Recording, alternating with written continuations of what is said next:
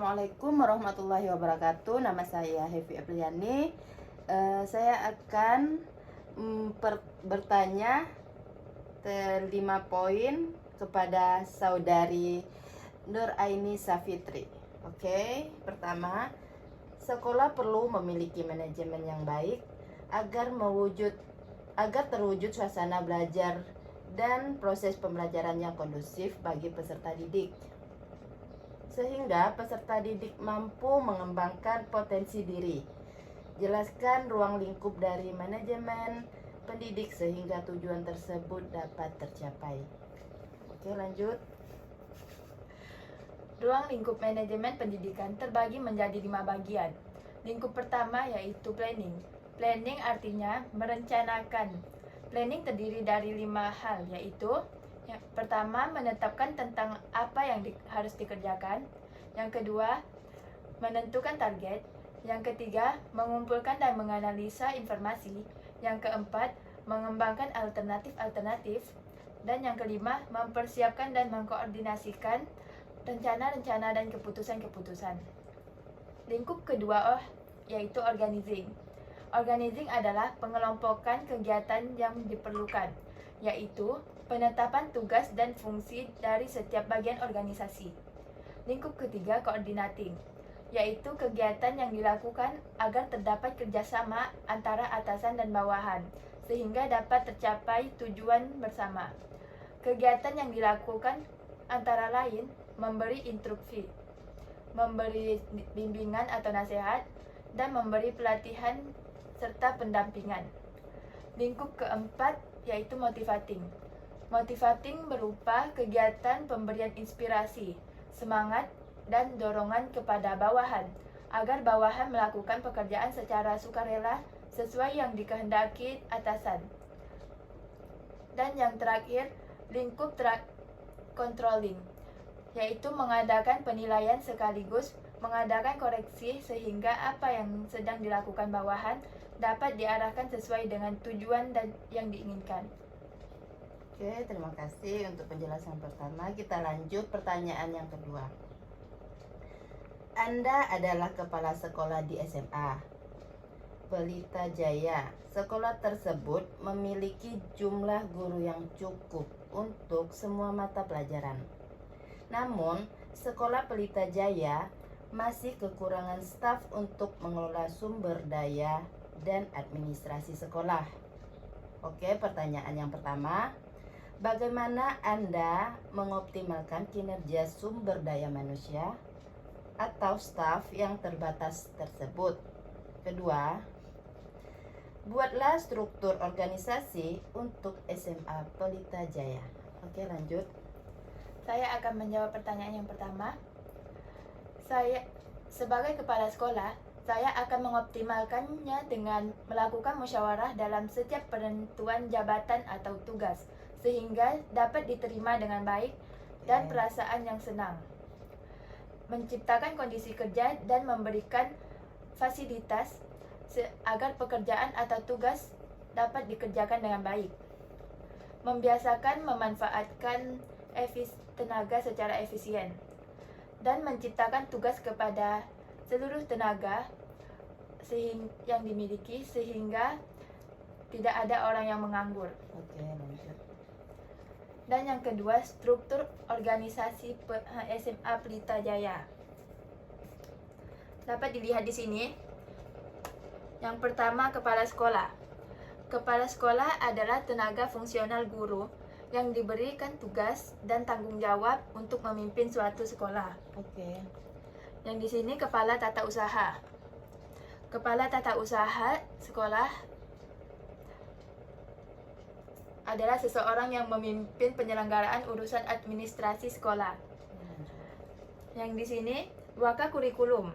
Waka kurikulum adalah orang yang membantu kepala sekolah dalam menangani kurikulum pendidikan di sekolah.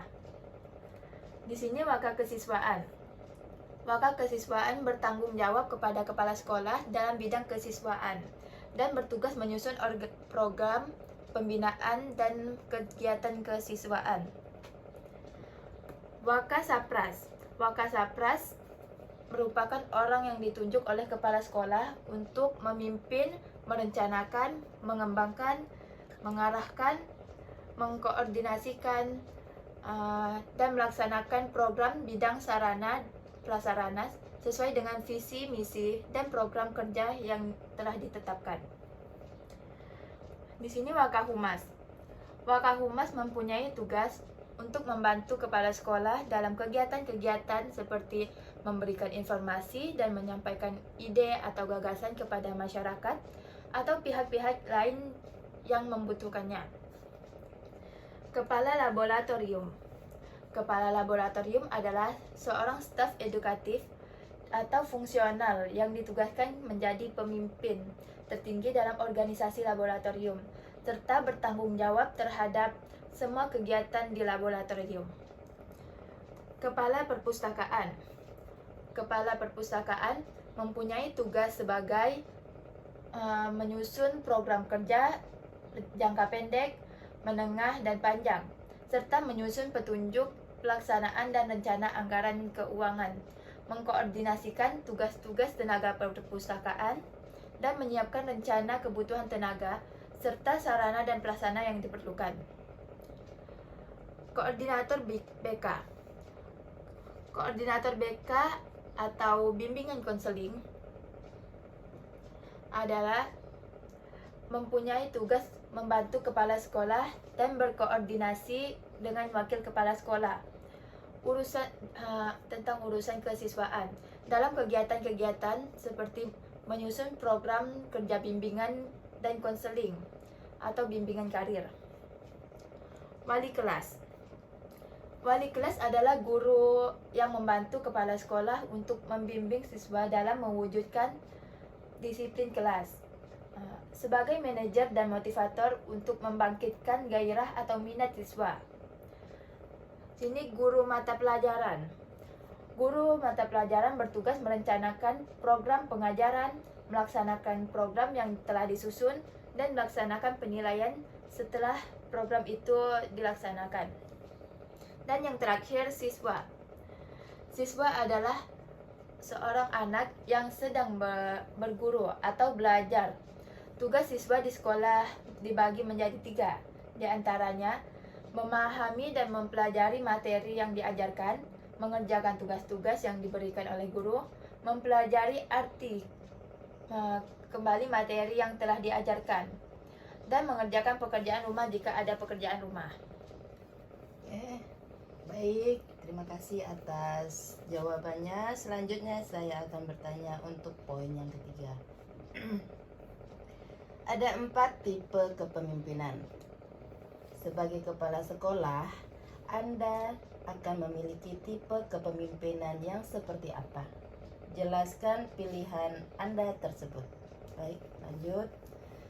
Sebagai kepala sekolah, saya akan memilih tipe kepemimpinan yang demokratis, karena semua orang berhak berbicara dan menyampaikan pendapat atau masukan terbaiknya. Dan masing-masing orang pasti mempunyai pendapat tentang apa kekurangan yang ada pada sekolah itu, terutama pada bidang dia tersendiri. Oke, lanjut. Cukup ya pertanyaannya? Jawabannya? Iya. Oke, terima kasih atas jawabannya. Selanjutnya saya akan bertanya di bagian poin 4. Bagaimana kelengkapan dan kejelasan input manajemen dapat membantu kepala sekolah mengelola sekolahnya lebih efektif? Lanjut. Input manajemen yang mendukung terciptanya sekolah yang efektif meliputi 6 hal. Yang pertama, memiliki kebijakan, tujuan, dan sasaran mutu yang jelas.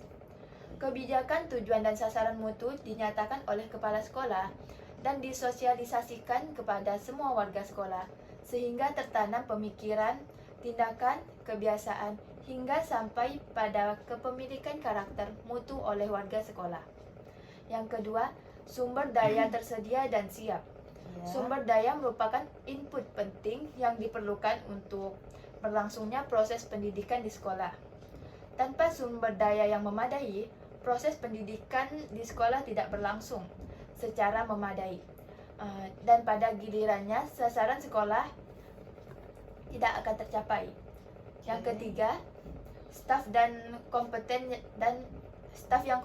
dan berdedikasi tinggi. Staf merupakan jiwa sekolah.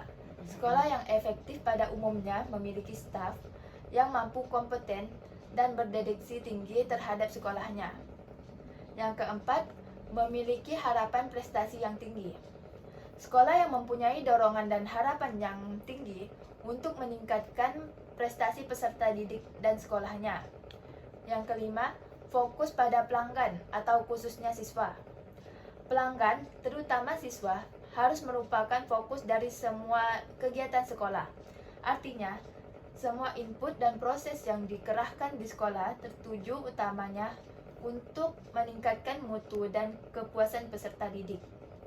Dan yang terakhir, input manajemen. Sekolah yang memiliki input manajemen yang memadai untuk menjalankan roda sekolah. Kepala sekolah dalam mengatur dan mengurus sekolahnya menggunakan sejumlah input manajemen. Oke, baik. Itulah tadi jawaban dari saudari tentang mengelola sekolahnya lebih efektif. Ada 6 poinnya, Bu ya. Lanjut untuk pertanyaan kelima. Tahun 2017, mutu pendidikan di Indonesia belum merata. Hal ini terlihat dari kebijakan penyelenggaraan pendidikan nasional dilakukan secara birokratif, sentralistik. Kebijakan yang dikeluarkan pun terkadang tidak sesuai dengan kondisi sekolah. Selain itu, peran serta masyarakat dalam penyelenggaraan pun masih minim. Oke, saya akan bertanya, menurut Anda, selain faktor di atas, apa penyebab lain tidak meratanya mutu pendidikan di Indonesia? Oke, langsung jawab. Faktor tidak meratanya pendidikan di Indonesia yaitu masih minimnya perhatian pemerintah untuk pelosok daerah. Pemerintah dinilai masih kurang dalam memperhatikan pendidikan yang ada di pelosok daerah. Kesalahan dalam penilaian kualitas SDM. Setiap manusia memiliki kecerdasan yang berbeda. Yang membedakannya adalah ketajaman dalam berpikir. Kurangnya sinkronisasi hubungan antara pemerintah pusat dengan pemerintah daerah. Pemerintah pusat terlalu fokus pada pembangunan pemerintahan yang ada, sehingga melupakan pembangunan yang ada di pemerintahan daerah. Masih minimnya pemerintah dalam memfasilitasi pendidikan di daerah. Dalam memberikan fasilitas, pemerintah dinilai kurang maksimal, sehingga pendidikan anak di daerah terkesan asal-asalan. Oke, terima kasih jawabannya. Semoga kedepannya pemerintah daerah lebih memperhatikan sekolah-sekolah yang ada di desa. Oke, baik. Pertanyaan kedua. Berdasarkan analisis jawaban Anda di poin 1, jadi analisis ya, bagaimana mengatasi permasalahan tersebut? Silakan jawab. Solusi dari permasalahan tersebut yaitu pemerintah juga harus memperhatikan daerah-daerah pelosok dengan menerima laporan-laporan dari mereka dan ikut terjun ke lapangan untuk melihat langsung keadaan di sana. Pembagian buku-buku secara gratis. Tentu saja program ini harus dibarengi dengan program minat baca buku, karena kualitas minat baca di Indonesia masih tergolong sangat rendah. Pembangunan sekolah secara merata. Seperti kita ketahui bersama, saat ini pembangunan gedung sekolahan yang selalu diutamakan adalah yang berada di perkotaan. Peningkatan fasilitas infrastruktur akses menuju sekolahan. Saat ini masih banyak kita jumpai anak-anak pergi bersekolah harus melewati berbagai medan jalan yang berbahaya. Bagi mereka, tak jarang dari mereka yang pergi ke sekolah dengan menyeberangi sungai, berjalan di jembatan yang rapuh, hingga bergelantungan melalui pohon dan tebing yang curam. Oke, terima kasih. Ya, Anda benar sekali. Semoga kedepannya di desa-desa pemerintah mengadakan perpustakaan desa agar anak-anak lebih minat untuk membaca. Oke, terima kasih untuk jawaban yang terakhir. Jelaskan perbedaan antara sentralisasi dan desentralisasi pendidikan berdasarkan kelemahan dan kelebihan masing-masing. Oke, jawab.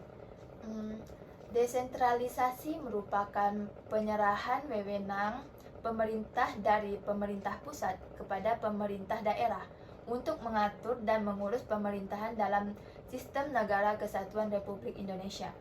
Sedangkan sentralisasi merupakan pemerintahan yang dilakukan secara terpusat oleh pemerintah pusat itu saja. Itu saja jawaban dari saya. Oke, baik. Terima kasih atas jawaban yang Saudari Nuraini Safitri telah sampaikan ke saya. Semoga kita semua bisa mengambil hikmah dan bisa menanggapi semua pertanyaannya. Semoga kedepannya kita lebih baik, pemerintah desa lebih baik dan berkesinambungan dengan pemerintah pusat. Terima kasih. Wassalamualaikum warahmatullahi wabarakatuh.